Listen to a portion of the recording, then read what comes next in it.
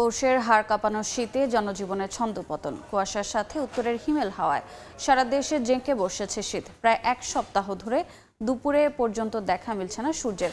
সর্বনিম্ন তাপমাত্রা রেকর্ড করা হয়েছে কিশোরগঞ্জের নিকলিতে 10 ডিগ্রি সেলসিয়াস। ঘন কুয়াশায় ঢাকা পড়েছে রাস্তাঘাট। হাড় কাঁপানো শীতে বিপাকে ছিন্নমূলক খেটে খাওয়া মানুষ। দেখা দিয়েছে গরম কাপড়ের অভাব, কাজের সন্ধানে বের হওয়া মানুষের কমেছে আয় রোজগার। তীব্র ঠান্ডায় বড় মৌসুমে চাষাবাদে নামতে পারছেন না চাষিরা। প্রয়োজন ছাড়া ঘরে বাইরে শিশুদের বের না করা ও বয়স্কদের বাড়তি সুরক্ষা নেওয়ার পরামর্শ চিকিৎসকদের। এদিকে ঘন কুয়াশার কারণে কয়েক ঘন্টা বন্ধ থাকার পর সকাল 8টা থেকে পাটুরিয়া, দৌলতদিয়া, আরিচা, কাজিরহাট ও ধাওয়াপাড়া, মানিকগঞ্জ নৌরুটে ফেরি চলাচল শুরু হয়েছে।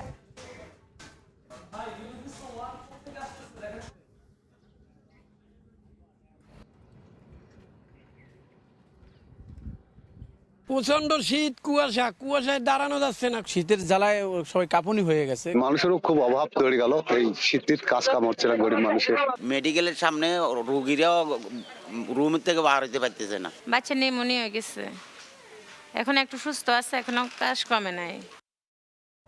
এই মুহূর্তে রাজধানীর কেন্দ্রীয় শহীদ মিনারে আছেন সহকর্মী শাহরিয়ার শৌমিক ও হাতিরঝিল এলাকায় আছেন সহকর্মী আব্দুল্লাহ শাফি এবং কিশোরগঞ্জ থেকে যুক্ত হচ্ছেন সহকর্মী নূর মোহাম্মদ। সরাসরি প্রথমে যাচ্ছি শাফির কাছে।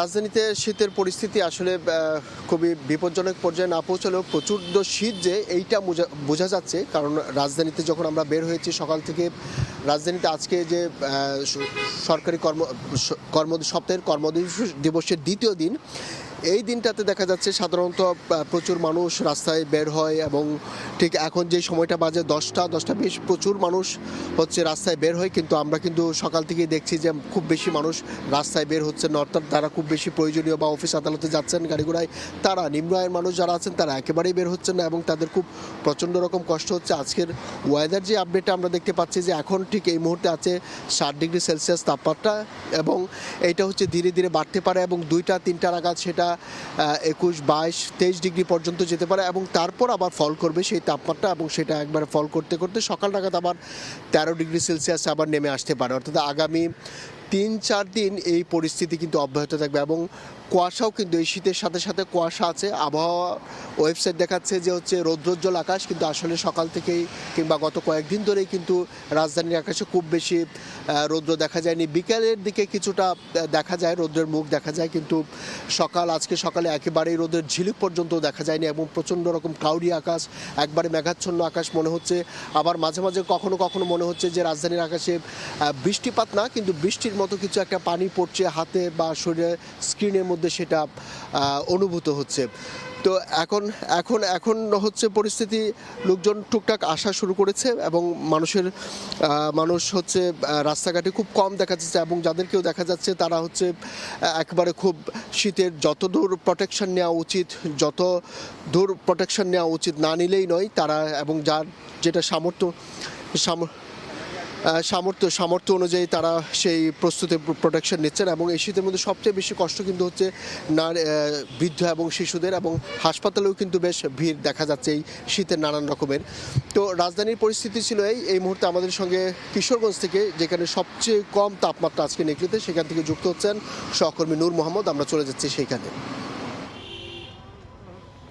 কিশোরগঞ্জে গতকালের মতোই আজও শীতের তীব্রতা অব্যাহত আছে এবং মানুষ কনকনে শীতের মধ্যেই সাধারণ মানুষকে গরম কাপড় পরে শীত নিবারণের চেষ্টা করছেন এবং তারা ঘরের বাইরে হচ্ছেন। আমি যদি আপনাকে বলি, গতকাল কিশোরগঞ্জে দেশের সর্বনিম্ন তাপমাত্রা ছিল কিশোরগঞ্জের যে হাওর উপজেলা নিকলির যে আবহাওয়া পর্যবেক্ষণ কেন্দ্র আছে, সেখানকার সেই আবহাওয়া কেন্দ্রের রেকর্ড অনুযায়ী গতকালকে সর্বনিম্ন তাপমাত্রা ছিল 9.8 মাত্রার, যেটি ছিল রেকর্ড সবচেয়ে নিম্নতম রেকর্ড সারা দেশের। আজও সেটি অব্যাহত আছে, অর্থাৎ আজকেও দেশের সর্বনিম্ন তাপমাত্রা যেটি আছে সেটি 10 ডিগ্রি সেলসিয়াস কিশোরগঞ্জের নিকলিতে।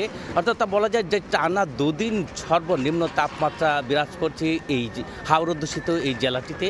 আর আপনি জানেন যে গত কয়েকদিন ধরেই শীতের তীব্রতা অব্যাহত আছে এবং ভোর থেকে ঘন কুয়াশার মধ্যে মানুষকে ঘর থেকে আসলে বের হওয়ারই কঠিন। রাস্তাঘাটে জনগণের এবং যদি আপনাকে একটু যে এই অবস্থায় যে শীতের তীব্রতা নিয়ে যারা খেটে খাওয়া মানুষ আছে এবং যারা শ্রমজীবী মানুষ তারা দুর্ভোগের শিকার হতে হচ্ছে।